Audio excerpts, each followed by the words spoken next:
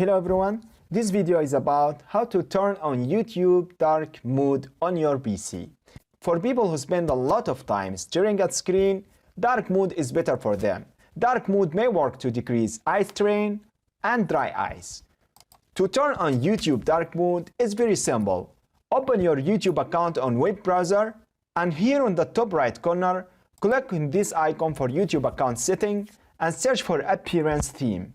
Here, in appearance theme, you can find many choices. You can select use device theme. That's mean if you change the device theme itself, it will directly adapt with your YouTube mode. Or you can use dark theme for YouTube dark mode or light theme for light mode. You can select dark theme and have a try.